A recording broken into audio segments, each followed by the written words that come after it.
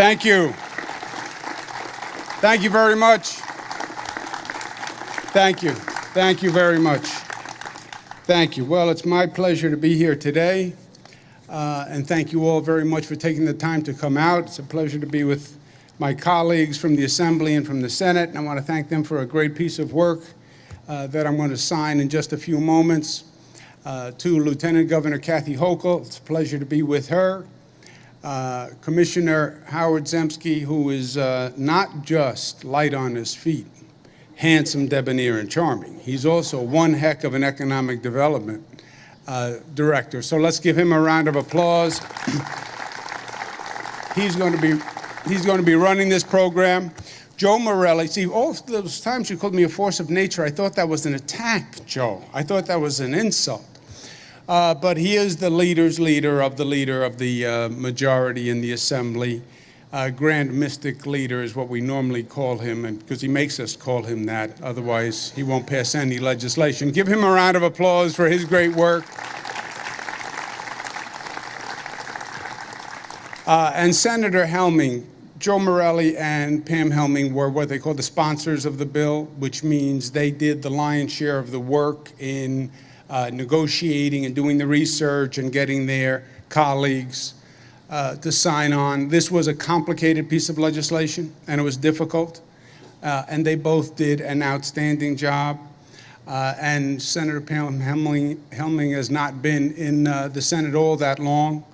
So for her to come into the Senate and do this great a job is really extraordinary. So I want to recognize Joe Morelli and Pam Helming. Let's give them a round of applause. To the county executive and all the local elected officials. Today is a beautiful day as we look out at Lake Ontario. And it's a peaceful setting, and it almost belies the danger and the damage that this beautiful body of water has done. As Howard said, it's a 100-year high. There's no doubt that the fundamental reason the water's high is because of extreme rain, and there's been more rain during this part of the season than past records.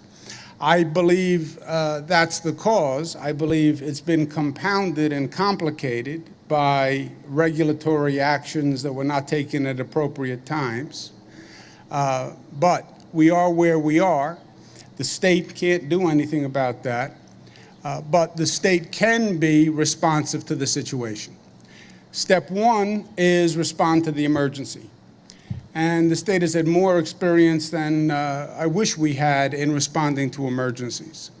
There is something about the extreme weather that is now the reality. Somewhere along the way, Mother Nature was offended by someone, but she has been acting out in a way that we haven't seen in history. Just on the numbers, my father was governor of the state of New York, God rest his soul, for 12 years. In about half the time my father was governor, I've had about double the number of natural emergencies.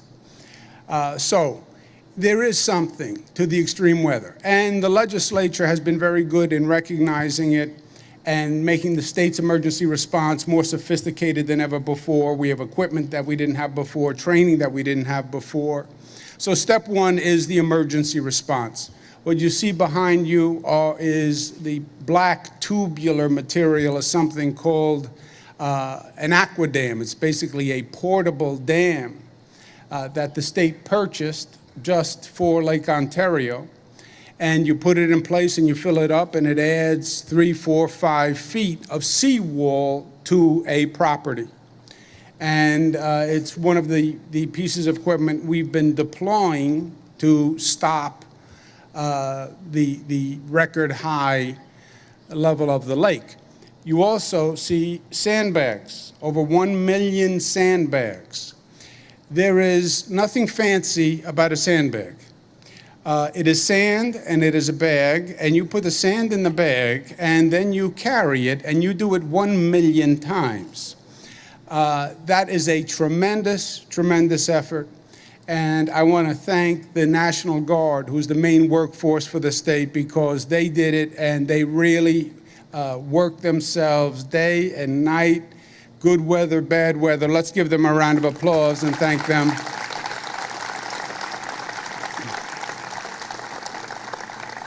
I also want to thank the local first responders. This is unlike any emergency we've had before in some ways because of its duration.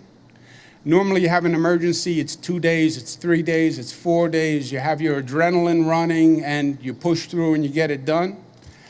This is weeks and weeks and weeks. And I can't tell you, but I see the same people out there, the same firefighters, the same police officers day after day after day. And the stamina that it takes to do what they do. I see Bill Relic here, who I've been with a number of times, and phone call after phone call, and the water just keeps coming, and you feel like you're shoveling against the tide, which you are literally. But they come out every day and they do it. So let's give a round of applause to the local first responders. So step one, the emergency response, we've done. We are prepared for anything that could happen going forward. We have equipment in place, boats in place, personnel in place, state police in place. That moves to step two, which is how do you start to rebuild? In this situation, I believe the federal government owes the state of New York funding to reimburse us for the cost of this disaster. There's a federal relief program run by an agency called FEMA. And FEMA's job is, when you have a disaster like this that rises to a certain economic threshold, they reimburse the recipients for the damage. And we're going to be sending a letter to FEMA saying we intend to apply for FEMA funding. I believe we're going to hit those thresholds. I believe it's only right that the federal government comes to the table and antes up and helps us pay for this disaster. So we'll be doing that with FEMA forthwith. Third, I call on the president to evaluate and appoint qualified people to the IJC. The IJC is the regulatory body. It is the regulatory body that regulates how much water is the outflow of the lakes. There's no doubt that God put the water there, right? Everybody agrees with that. Extraordinary amount of rain, that filled the lake. The second question was, what do the regulators do and how did they react as they saw the water level rising? And I think at a minimum, their actions should be studied with the advantage of hindsight, because my guess is something like this happens again, and we don't want to have the same mistakes made again. The president appoints 3 people to the IJC. I'd love one to be a New Yorker, but certainly they should know the Great Lakes. They should know the environmental issues they're dealing with. So when they make these judgments, they make these judgments in the most informed way. Fourth, you see that boat that's cruising out there with those very friendly-looking people? Wave to them. I don't think they wave, actually. Will they wave? Hello. Yeah. See how friendly? The state police are a friendly force. They are a reminder that we have a new regulation in place that says there is a 5-mile-per-hour speed limit within 600 miles of the shoreline. I know it's an inconvenience for a boater. I'm a boater. The last thing a boater likes to see is that 5-mile-per-hour sign. Please, if you understood the damage that you can be doing with the wake from the boat, you have situations where every wave comes into somebody's basement, every wave comes into somebody's first floor. So literally every wave can do damage, and the last thing we want to do is exacerbate the situation. So it's a 600-foot, 5-mile-per-hour for the full length of the lake, period. And that's enforced by the state police and by the local police. And then the legislation that I will sign now in front of you, which was sponsored by Joe Morelli and Pam Helming, which is a great piece of legislation. And the reason I was teasing Pam and Joe a little bit, I called something called an extraordinary session last week. What is that? That is, the legislature sits and has a regular session, and then they finish and they go home, and the governor has the power to call an extraordinary session and call them back. They really hate when you do this, okay? This is like you're waiting for the last day of school, and you're going to get out of school, and June 22nd is the day, and June 22nd comes, and you're home, and school is over, and it's gone, and then you get a call, and they say, oh, no, no, no. You have to come back for another 4 days. So they came back to extraordinary session, and they were not the most happy bunch, let's say. And that's when Joe Morelli, Grand Mystic Ruler, started calling me the force of nature, which I still believe was a negative context, as in making the legislature come back to extraordinary session. But be that as it may, water off a duck's back, because that's the kind of guy I am. They did come back because there was work to do, and one of the main pieces of work was putting together a package for flood relief for the victims of the Lake Ontario flooding, exactly what we're doing here. And that's why, and it's a smart, comprehensive program. We estimate it will cost about $55 million in total. Again, we're going to go to FEMA for reimbursement, but it will reimburse homeowners up to $50,000 for damage to their homes, small businesses up to 100 employees up to $50,000, farms, municipalities reimbursed for their cost of damages. It will allow local governments to do mitigation efforts. When I talk to the local governments, I say, let's learn from what happened here.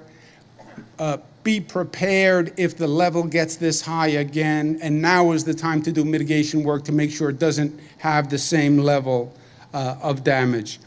As you heard, it also has reimbursement for damage to Monroe County from past windstorms. The point of the legislation is simple. You have businesses that have been devastated by this. You have businesses that their whole season is the summer and tourism, and this has hurt the number of tourists who are coming to the lake and have wiped them out. You have homeowners who have been wiped out. $50,000 if you don't have flood insurance, and many of these homes don't have flood insurance, and the insurance carrier won't cover it under the existing coverage. $50,000 is just, it's bankruptcy. It wipes you out. Your main asset, which was the home, is gone. So we can't solve the problem that Mother Nature created, but we can make it better, and we can make sure that it's not economically devastating. And my last point is this, and both Joe and Pam touched on it. When you're governor of New York, you get to see a lot of different parts of the state, and you get to see a lot of different aspects to the character of New Yorkers. And one of the things that makes New York so special is the diversity within the state. You know, you have within one state the most rural parts of this country and the most urban parts. You have upstate New York, you have downstate New York. And within upstate, because there really is no upstate, you know, you have Buffalo, you have Rochester, Syracuse, a little different than the North Country, a little different than the Southern Tier. Of course. You have Long Island, you have the people from Manhattan, all a little different, and all within one state. And that diversity makes us special. But the one thing that I have noted that I find most admirable is that when any part of the state has a problem, the rest of the state is there like that, no questions asked. You have all this diversity, but when someone is in need, It's one family. And they're there to help one another and do whatever they can. When Long Island had Hurricane Sandy, and I had to go to the legislature and the people across the state and say, you know, these people were wiped out, we have to step up to the plate. Nobody batted an eye, whatever you need. When we had 7 feet of snow in Buffalo, and people couldn't even imagine that, and I went to the legislature and I went to the people of the state and I said they need our help. They drove equipment all across the state in the middle of a snowstorm to go help.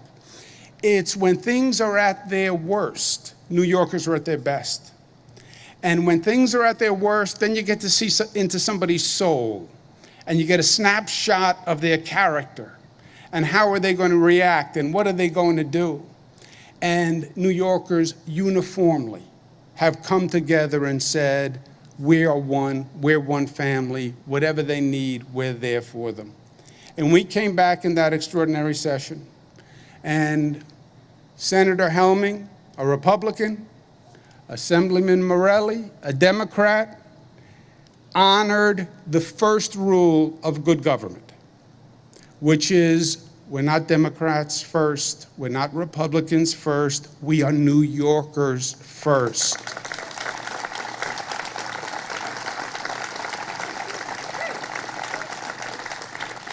And playing politics and polarizing people with politics is what's going on in Washington right now, and gridlocking a government which is then stopping progress for a country.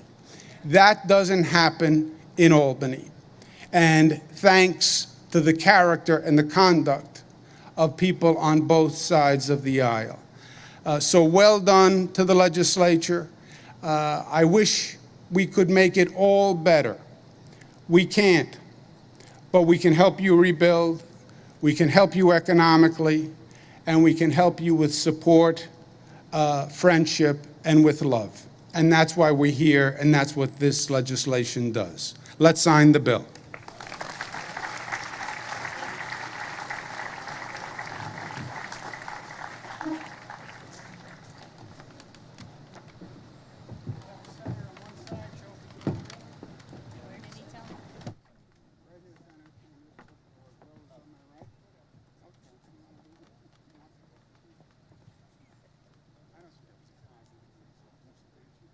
Right in there.